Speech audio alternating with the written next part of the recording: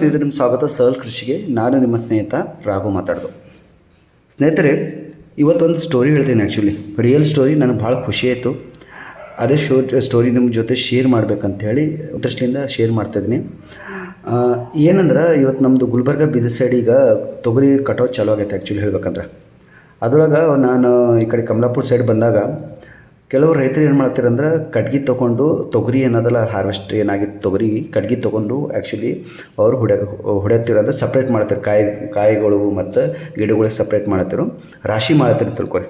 ಅವ್ರಿಗೆ ನಾನು ಕೇಳಿದೆ, ಯಾಕ್ರಿ ಮಷಿನ್ಗಳು ಅದಾವಲ್ಲ, ಮನೆಯಾಗ ಮಷಿನ್ಗಳು ಬಂದವ, ನೀವು ಡೈರೆಕ್ಟ್ಲಿ ಹಾಕಿ ರಾಶಿ ಮಾಡ್ಬೋದಾಗಿತ್ತಲ್ಲ ಅಂತ ಕೇಳಿದೆ ನಾನು.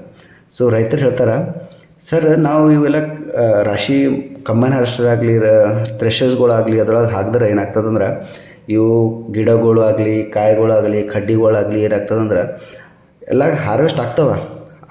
ಆಗಿದ್ಮೇಲೆ ನಮ್ಮ ಕೆಲಸನೂ ಫಾಸ್ಟ್ ಆಗ್ತದೆ.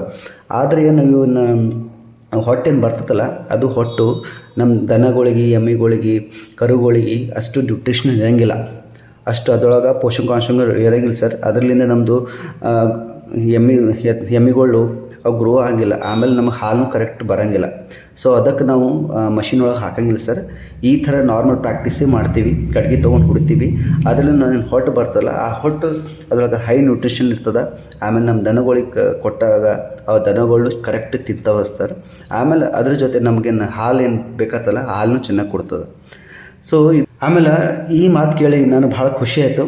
ಇನ್ನು ಹಳೆ ಪ್ರಾಕ್ಟೀಸಸ್ ನಮ್ಮ ರೈತರು ಮಾಡಿದ್ರೆ ಟೈಮ್ ಕನ್ಸ್ಯೂಮ್ ಆಗತ್ತೆ. ಆದರೆ ರಿಯಲ್ ನಮಗೇನು ಬೇಕು, ದನಗಳಿಗೆ ಎಮ್ಮಿಗಳಿಗೆ ಏನು ಬೇಕು ಅದ್ರ ಅಬ್ಸರ್ವ್ ಹಳೇದು ಪ್ರಾಕ್ಟೀಸೇ ಮಾಡ್ತಾರಲ್ಲ, ಅದು ಭಾಳ ಖುಷಿ ಆಯ್ತು ನನಗೆ. ಅದಕ್ಕೆ ಈ ಒಂದು ಸ್ಟೋರಿ ನಿಮ್ಮ ಜೊತೆ ಶೇರ್ ಮಾಡೋಣ ಅಂಥೇಳಿ ಇದು ಮಾಡಿದೆ ಸ್ನೇಹಿತರೆ.